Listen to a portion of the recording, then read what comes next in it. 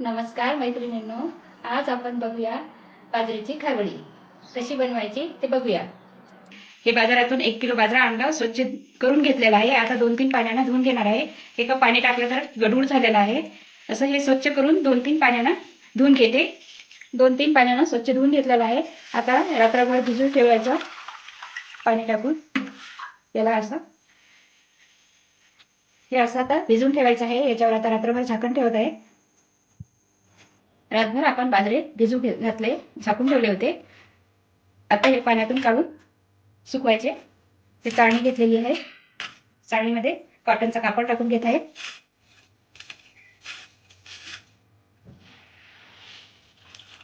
ते पाण्यातून काढून कॉटनच्या कपड्यावर टाकत आहे। हे धुवून घेतलेले आहे। आता हे सुकू द्यायचे, असे पाणी झरू द्यायचं।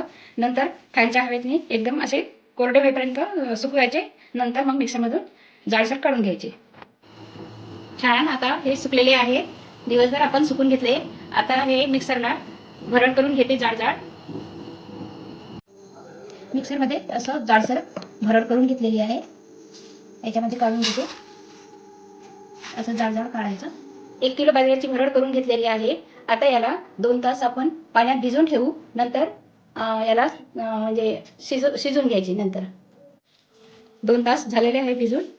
आता हे आपण शिजून घ्यायचं आहे।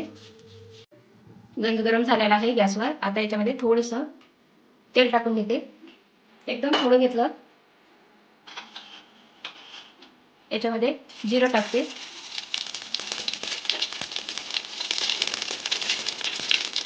लसूण,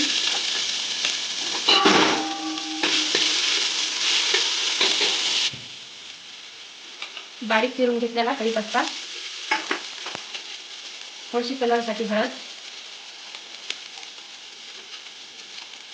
लाल चटणी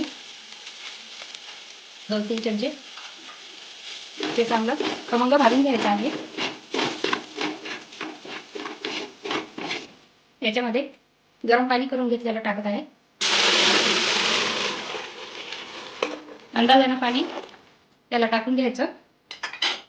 त्याला उकळी आली की हे आपलं बाजरीचं हे मिश्रण टाकून द्यायचं त्याच्यामध्ये। चांगली उकळी आलेली आहे। आता आपण हे भिजून घेतलेलं असं टाकून देऊ।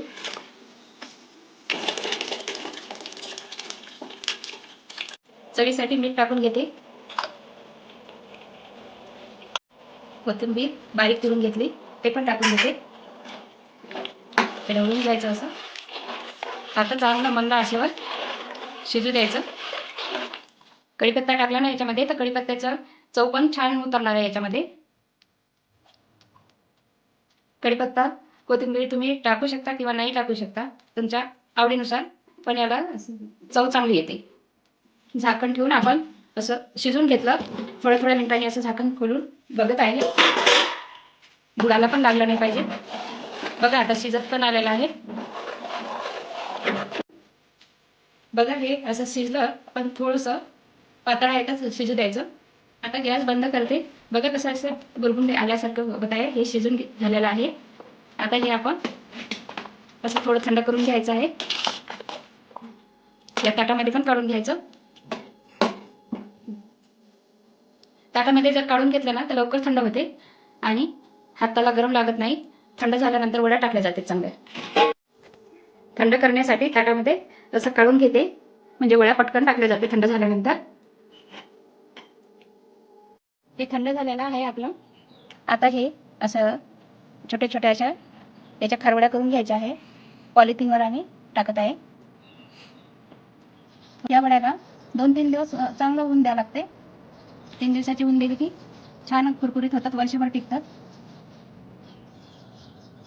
छान खरवड्या टाकून झालेल्या आहे। आता 2-3 दिवस उन्हातच वाळवायच्या, नंतर छान लागते। 2 दिवस खरवड्या वाळून झालेल्या आहे, कुरकुरीत झालेल्या आहेत खरवड्या। हे 2 दिवस वाळल्यामुळे खायला चविष्ट लागत आहे। तुम्ही कच्च्या पण शेंगदाण्यासोबत खाऊ शकता किंवा तळून पण खाऊ शकता। रेसिपी आवडल्यास तुम्ही पण करून बघा आणि शेअर करा, लाईक करा। रेसिपी कशी वाटली ते कमेंटमध्ये नक्की सांगा।